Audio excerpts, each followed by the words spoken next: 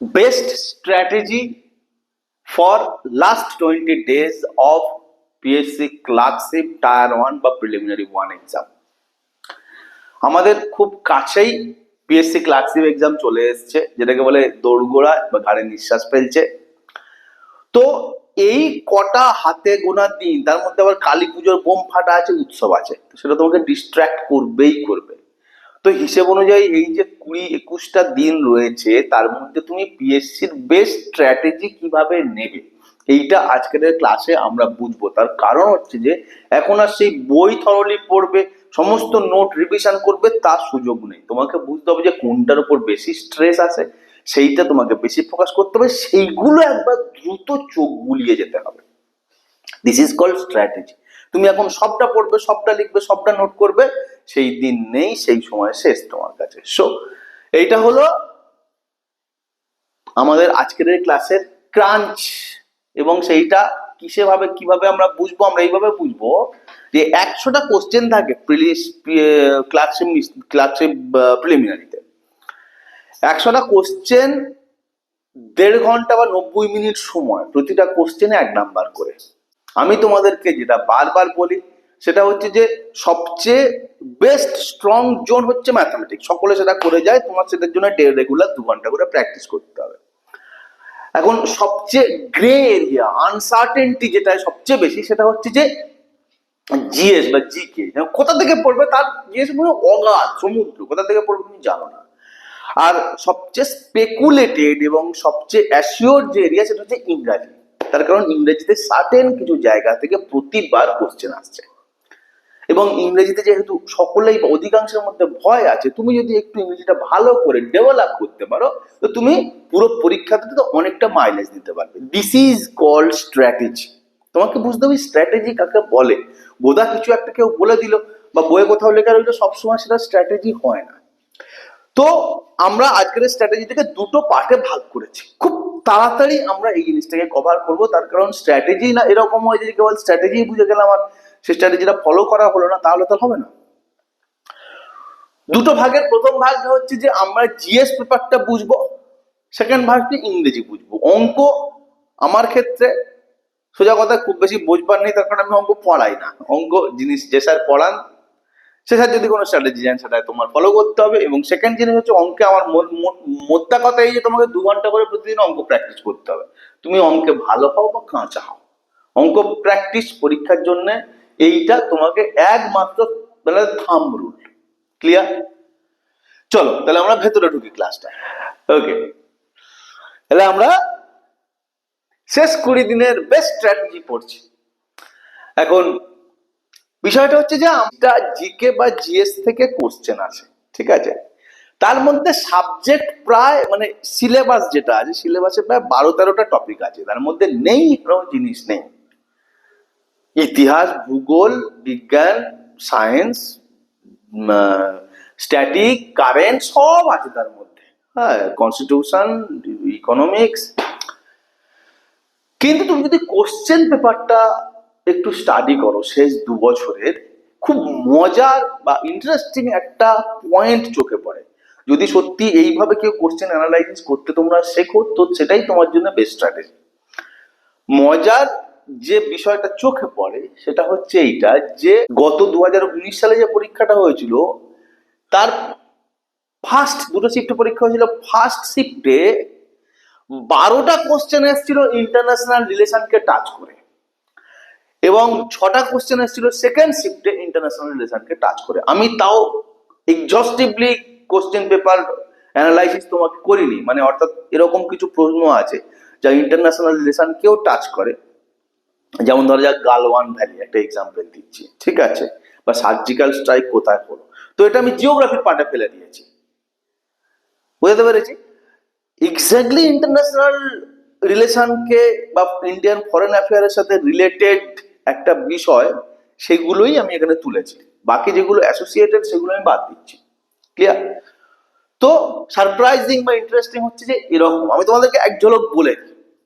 যেমন ধরো ফার্স্ট যে শিফট এক্সাম হয়েছিল, সেখানটায় এই টপিকের উপর কোশ্চেন এসেছিল, ইন্ডিয়া বাংলাদেশ বর্ডার ফোর্স, অর্থাৎ ভারতের বিভিন্ন অঞ্চলে যে যে বর্ডার ফোর্স রয়েছে, কোথায় কোথায় আমাদের বিএসএফ আছে, আইটিবিপি, ঠিক আছে, হ্যাঁ, কোথায় তোমাদের এসএসবি, হ্যাঁ, এইগুলো আলাদা আলাদা ভারতের আলাদা আলাদা বর্ডারে আলাদা আলাদা রকমের সেনা থাকে বা সেনার নাম থাকে। তো সেইগুলো সেখান থেকে প্রশ্ন এসেছিল। 1 নম্বর। 2 নম্বর প্রশ্ন কি ছিল, সার্ক মেম্বার কে?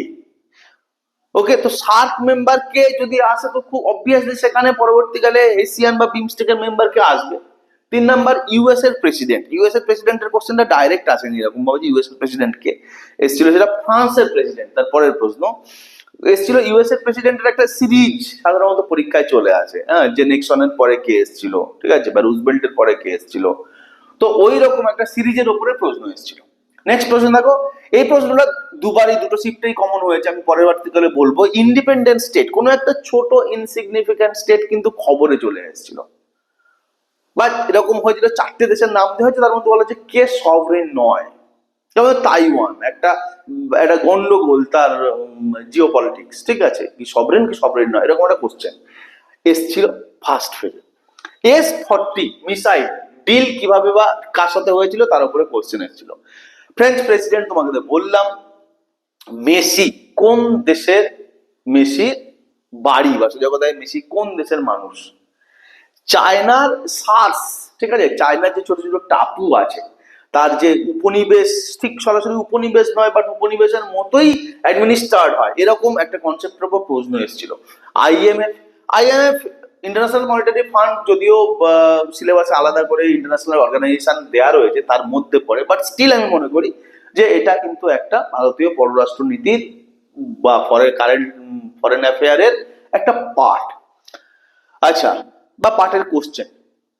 তারপরে United nation human rights headquarter কোথায় এসেছিল? দলাই লামা কোথায় বাড়ি বা কোথায় রেসিডেন্স এসেছিল? ফিজি স্টেটের লোকেশন কি?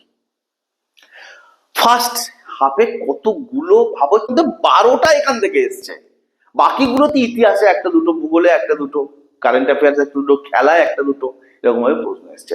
সেম দেখো, আমি যদি সেকেন্ড ফেজটা ফলো করি, সেম ইন্টারন্যাশনাল পোর্ট, 4টে পোর্ট দিয়ে দিল, গদর পোর্ট দিয়ে দিল, আর একটা হাম্বান্তোতা পোর্ট দিয়ে দিল, ঠিক আছে, জিজ্ঞাসা করলো কোনটা তোমার ইন্টারন্যাশনাল পোর্ট, কোনটা কোন দেশের পোর্ট, পাকিস্তানের পোর্ট কোনটা, ইরানের পোর্ট কোনটা, আফগানিস্তানের পোর্ট কোনটা, যেতে পারে কোনো একটা স্টেশন পোর্টের মতো। সেকেন্ড হচ্ছে ক্যাপিটাল অফ অস্ট্রেলিয়া, সুতরাং যে কোনো দেশের ক্যাপিটাল ইম্পর্টেন্ট, আজকের যে ডিসকাশন গুলো হচ্ছে, যে কান্ট্রি গুলো চর্চা রয়েছে তাদের কোনো একটা ক্যাপিটাল দিয়ে দিতে পারে। ওকে, বিমস্টেক দেখো, এখানে পড়েছিল সার্কের মেম্বারশিপ, এখানে পড়েছে বিমস্টেকের মেম্বার, সেকেন্ড পেজে পড়েছিল বা সেকেন্ড শিফটে। হাই কমিশনার, কোথাও কোথাও ইন্ডিয়া অ্যাম্বাসাডার পাঠায়, কোথাও কোথাও হাই কমিশনার রাখে বাইরের দেশে ভারতীয় দূত হিসেবে বা রাজদূত হিসেবে। তো কোন দেশে হাই কমিশনার বসে অ্যাম্বাসাডারের বদলে, তার উপর প্রশ্ন এসছে। সভরেন স্টেট, এগেন কোন কান্ট্রিটা সভরেন নয়, ইন্ডিপেন্ডেন্ট নয় বা ইন্ডিপেন্ডেন্ট, একটা প্রশ্ন এসেছিল। ফরেন মিনিস্টারের নাম জিজ্ঞাসা করেছিল সরাসরি।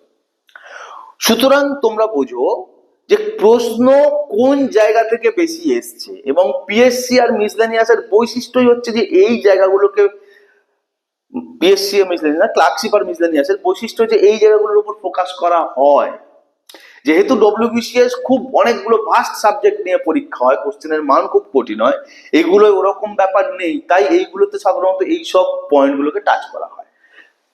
তাহলে এখন প্রশ্ন হচ্ছে যে আমরা এই যে অ্যানালাইসিসটা করলাম ছোট্ট করে, এর মধ্যে দিয়ে কি বুঝবো? এটা একটা স্ট্র্যাটেজি তো বুঝলাম, কিন্তু এই স্ট্র্যাটেজিটা আমরা ফলো কিভাবে করব, কি আমরা প্রিপারেশন নিলে শেষ 20 দিনের মধ্যে আমাদের এই স্ট্র্যাটেজিটাকে অনুসরণ করা হবে বলে মনে করা যায়, সেটা কি? আমরা যদি এইগুলোকে মাথায় রাখি তাহলে যে বিষয়গুলো আমাদের এই মুহূর্তে ইম্পর্টেন্ট হয়ে যাবে in connection with the international relations, সেটা হলো এইরকম। তোমাদেরকে যদি এখান থেকে প্রশ্ন আসে বা তুমি এই টপিকগুলো অবশ্যই পড়ে আসবে সামনের পরীক্ষার জন্য, তার কারণ এখান থেকে প্রশ্ন আসতেই পারে যদি এটাকে একটা মডেল ধরে নেওয়া হয়। ডেভিড স্লিং কি বলে? ডেভিড স্লিং কাকে বলে জানো? ডেভিড স্লিং কি? আয়রন ডোম, এটা আমি শুনেছো হয়তো, আমি একবার বলে হয়েছে, ঠিক আছে। দুটোই ইসরায়েলের সিকিউরিটি সিস্টেমের সাথে যুক্ত, দুটো সাবজেক্টই। শুধু ইসরায়েলের সিকিউরিটি সিস্টেম পড়লে হবে না, তার সাথে যদি ইরানের কোনো সিকিউরিটি সিস্টেম বা কোনো রকম উল্লেখযোগ্য মিসাইলের নাম পাওয়া যায়, নর্থ কোরিয়ার পাওয়া যায়, তোমাকে কিন্তু এটা পড়তে হবে, কেননা কোশ্চেন ঠিক ওরকম ভাবেই আসে। 5 আইজ কান্ট্রি, ওকে, কাকে বলে? কফি ক্লাব কাকে বলে? ব্রিক্স নেশনের মধ্যে কে কে রয়েছে? এশিয়ান বা আসিয়ান প্লাস নেশনের মধ্যে কে কে আছে? সার্ক তো পড়েই গেছে পরীক্ষায়, খুব ইম্পর্টেন্ট, কিন্তু পড়ে চলে আসতে পারে। নাটো একবার দেখে যাবে বা ন্যাটো একবার দেখে যাবে, কেননা নেটো নিয়ে যেহেতু ইউক্রেন বারবার উল্লেখ করছে যে নেটো আমাকে সমর্থন করছে না, নেটো বলছে যে ইউক্রেন সরাসরি নেটোর মেম্বার নয়, তো একবার নেটো দেখে যাও। সাংহাই কোঅপারেশন অর্গানাইজেশন এসসিও একবার দেখে যাবে, ঠিক আছে। অবশ্যই বিমস্টেক তো তোমাকে দেখে যাবেই, বিমস্টেক দেখতেই হবে, বিমস্টেক মাঝে মাঝেই খুব প্রসঙ্গ ইম্পর্টেন্ট হয়ে ওঠে। BRICS already, BRICS and Quad দুটো ভারতের সঙ্গে সবসময় ইম্পর্টেন্ট অ্যান্ড রিলেটেড দুটো মাল্টি ল্যাটারাল বা মাল্টি ন্যাশনাল একটা সংগঠন বা একটা অ্যাক্সিস, একটা ফ্রেন্ডশিপ, তোমার এই বিষয়ে পড়ে যেতে হবে। ইউনাইটেড নেশন সিকিউরিটি কাউন্সিল, ভারতের বারবার দাবি উঠছে ইউএনএসসি তে পার্মানেন্ট মেম্বারশিপের জন্য। তো ইউএনএসসির পার্মানেন্ট মেম্বারশিপ, জেনারেল মেম্বারশিপ বা সিকিউরিটি কাউন্সিলের মধ্যে পার্মানেন্ট মেম্বারশিপের সংখ্যা কত, নন পার্মানেন্টের সংখ্যা কত, তোমাকে দেখে যেতে হবে। ওকে, ইউএনএইচআরসি দেখে যাওয়া যায়। ইরান, ইউক্রেন, বাংলাদেশ, তিনটে দেশ সম্বন্ধে খুব ভালো করে পড়ে যাবে। তিনটে দেশের রাজধানীর নাম কি, প্রাইম মিনিস্টারের নাম কি, প্রেসিডেন্টের নাম কি, ঠিক আছে। তেমন হলে ফরেন মিনিস্টারের নাম কি, কেননা এইরকম ধরনের প্রশ্ন কিন্তু আসে এবং এই তিনটে দেশই খুব ইম্পর্টেন্ট হয়ে যাচ্ছে।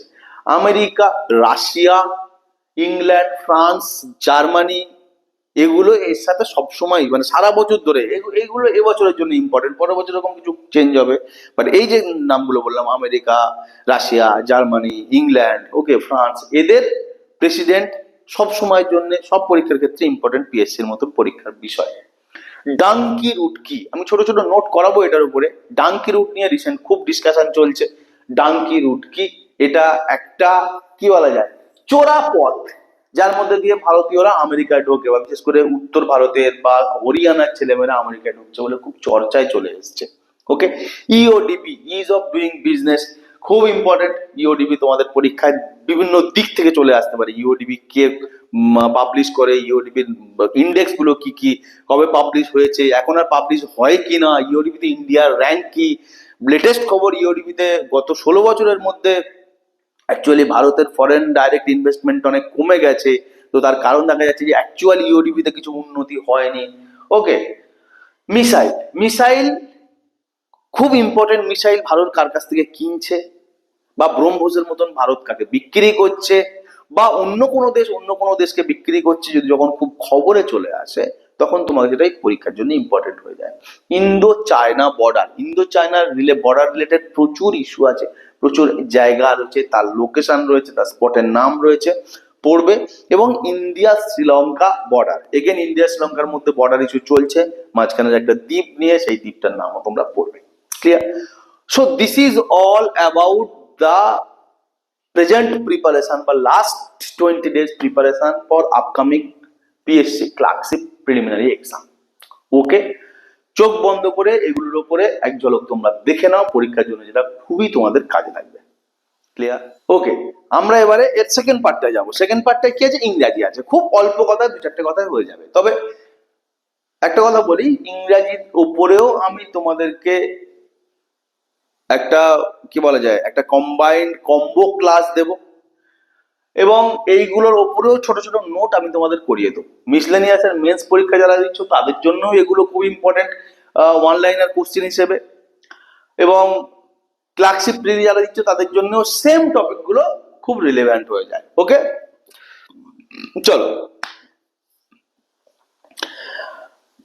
ক্লার্কশিপের সবচেয়ে বড় বৈশিষ্ট্যটা হচ্ছে ইংরেজি খুব ভালো করে চেক হয়। পশ্চিমবঙ্গ সরকারের যে ছেলেগুলো ক্লার্কে জয়েন করে তাদের নেহাত মাইনে কম থাকে, এবং অনেক চাকরির তুলনায় তাদের মাইনে অনেক কম থাকে।